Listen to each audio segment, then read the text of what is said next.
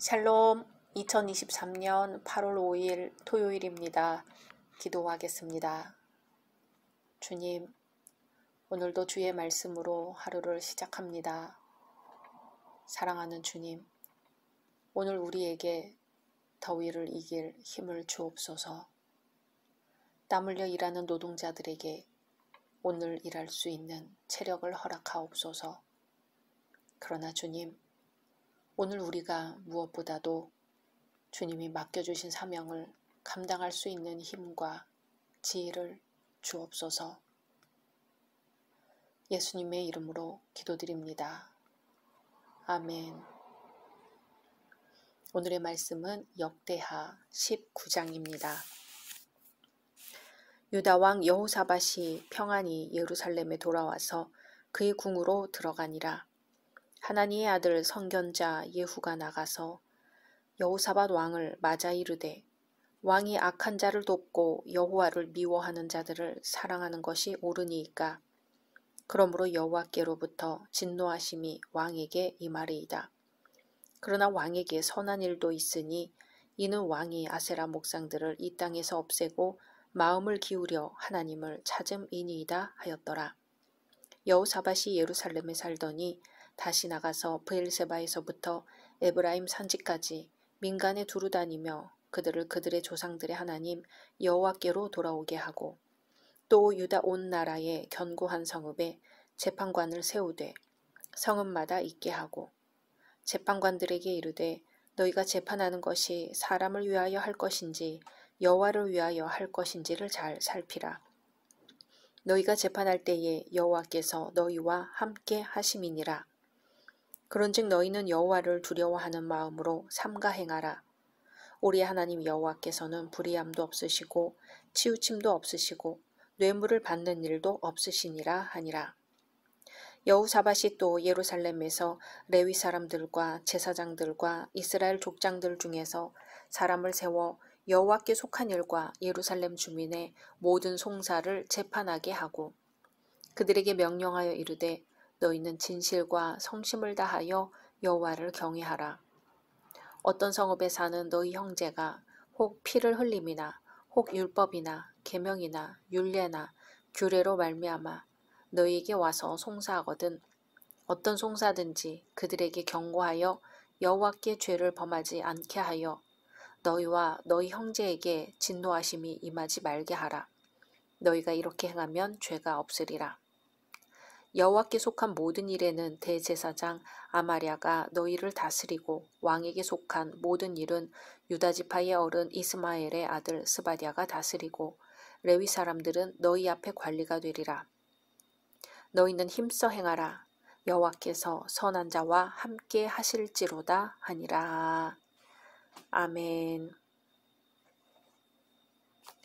앞장에서 여호사밧은 아합의 말을 듣고 이스라엘과 동맹하여 아람과 전쟁을 치렀습니다. 그 전쟁에서 아합이 죽고 여호사밧도 패했습니다. 여호사밧은 마지막 순간 하나님께 부르짖어 간신히 목숨은 건졌습니다. 이후 여호사밧의 삶에는 변화가 많았습니다. 한동안 하나님을 떠났던 여호사밧이 하나님께 돌아온 것입니다. 비로소 선지자의 말을 듣습니다. 보통 위인전을 보면 거의 주인공의 좋은 점만 기록하고 있는 것을 볼 수 있는데요. 성경은 그렇지 않습니다. 본문만 보더라도 여호사밧의 실수한 부분을 상세히 기록하고 있습니다. 선지자 예후의 책망까지도 기록되어 있습니다. 2절, 3절에 하나니의 아들 선견자 예후가 나가서 여호사밧 왕을 맞아 이르되 왕이 악한 자를 돕고 여호와를 미워하는 자들을 사랑하는 것이 옳으니까 그러므로 여호와께로부터 진노하심이 왕에게 임하리이다. 그러나 왕에게 선한 일도 있으니 이는 왕이 아세라 목상들을 이 땅에서 없애고 마음을 기울여 하나님을 찾음이니이다 하였더라. 일반적으로 왕들은 선지자의 경고를 무시하거나 선지자를 해하고자 합니다. 왕의 권위를 추락시켰다고 생각하기 때문일 수도 있고 교만해졌기 때문일 수도 있습니다. 그러나 여호사밧은 왕이라는 신분에도 불구하고 예후 선지자의 책망을 무시하거나 피하지 않았습니다. 그리고 죄에서 돌이켜 하나님께로 가까이 갔습니다. 진정한 회개를 한 것이지요. 이것은 이미 저질러진 잘못에 대해 어떠한 태도를 갖는가가 더 중요하다는 것을 가르쳐 줍니다. 선지자의 책망을 들은 여호사밧의 반응을 볼까요? 4절에 여호사밧이 예루살렘에 살더니 다시 나가서 브엘세바에서부터 에브라임 산지까지 민간에 두루 다니며 그들을 그들의 조상들의 하나님 여호와께로 돌아오게 하고. 아멘. 여호사밧은 선지자의 경고를 듣고 즉각적으로 돌이킵니다. 이것이 성경이 말하는 죄의 길에서 돌이키는 진정한 회개입니다. 사람은 연약하여 실수하거나 넘어질 때가 많이 있습니다. 성경의 말씀에도 의인은 하나도 없다고 했습니다. 그러나 어떤 사람은 자신의 잘못한 점을 용감하게 인정할 줄 알지만 어떤 사람은 자신의 잘못을 인정하지 않고 도리어 변명과 핑계만 댑니다. 이러한 두 부류의 사람 중 전자의 사람으로는 하나님의 마음에 합한 자였던 다윗을 꼽을 수 있습니다. 그는 하나님의 마음에 합한 자였지만 또한 실수도 있는 사람이었습니다. 그런데 만약 다윗 왕이 자신이 실수한 것을 인정하지 않고 교만했다면 그는 하나님의 사랑을 받을 수 없었으며 훌륭한 사람으로 인정받지도 못했을 것입니다. 그러나 다윗 왕은 자신의 실수를 인정했습니다. 여호사밧도 아합을 도와 길랏 라모 전투에 참여했던 것이 자신의 실수였음을 인정했습니다. 그래서 선지자의 책망을 신속하게 수용하여 행동으로 옮긴 것입니다. 여호사밧은 자신의 실수로 인하여 책망을 받은 후에 더 큰 열심을 갖고 하나님의 일을 했습니다. 예루살렘에 거하면서 유다 전역을 순행하여 백성들을 하나님께로 돌아오도록 하는 열성을 보였으며 재판의 소송 절차를 정규화하고 업무의 능률을 꾀하기 위해 사법 조직의 일대 개혁을 단행했습니다. 5절 6절에 또 유다 온 나라의 견고한 성읍에 재판관을 세우되 성읍마다 있게 하고 재판관들에게 이르되 너희가 재판하는 것이 사람을 위하여 할 것인지 여호와를 위하여 할 것인지를 잘 살피라. 너희가 재판할 때에 여호와께서 너희와 함께 하심이니라. 아멘. 그리고 여호사밧은 예루살렘에서 레위 사람과 제사장과 이스라엘 족장 중에서 사람을 세워 여호와께 속한 일과 예루살렘 거민의 모든 송사를 재판하게 했습니다. 여호사밧은 모든 송사를 담당하여 재판하는 자들에게 그 일을 행할 때에 여호와를 경외하는 충의와 성심의 마음으로 할 것을 당부합니다. 9절에 그들에게 명령하여 이르되 너희는 진실과 성심을 다하여 여호와를 경외하라. 아멘.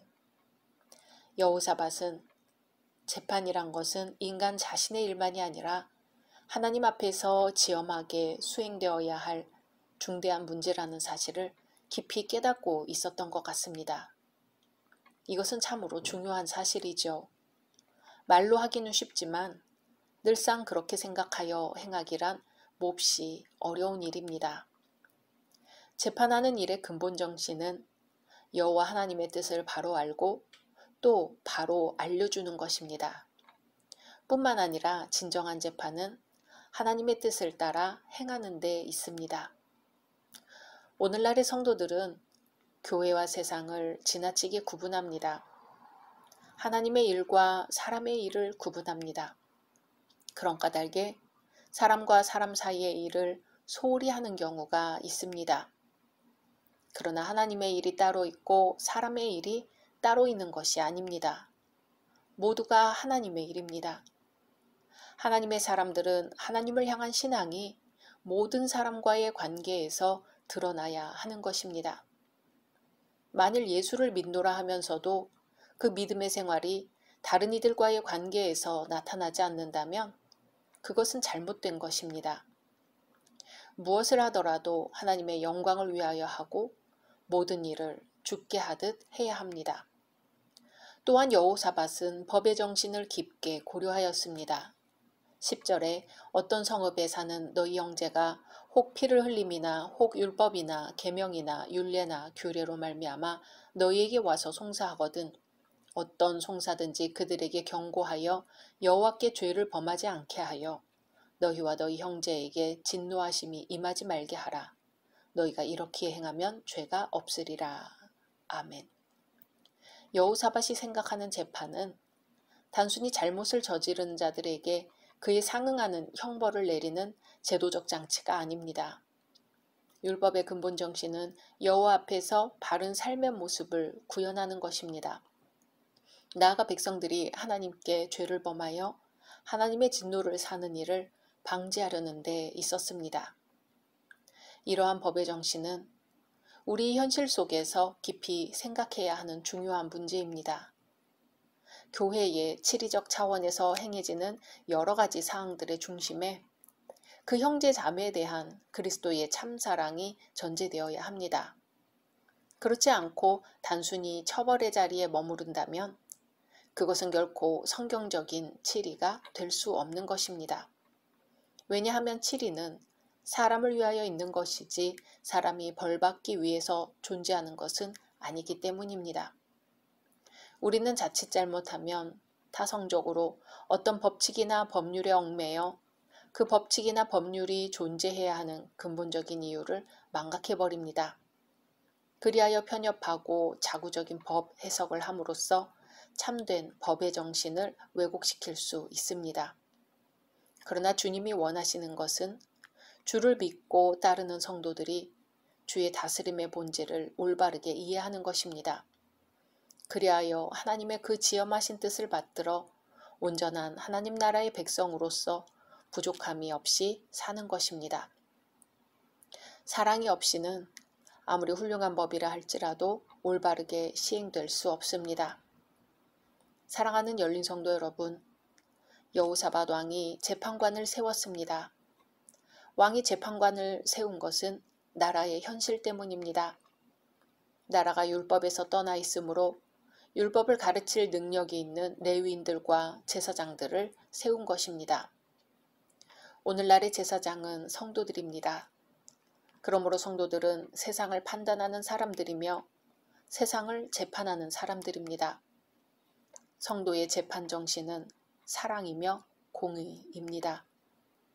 그리스도의 사랑을 가르치고 실천하여 바른 길로 하나님께 돌아오게 하는 것이 재판의 근본 정신입니다. 우리 성도님들의 재판을 통해 길을 잃은 영혼들이 하나님께로 돌아오게 되기를 주님의 이름으로 소망합니다.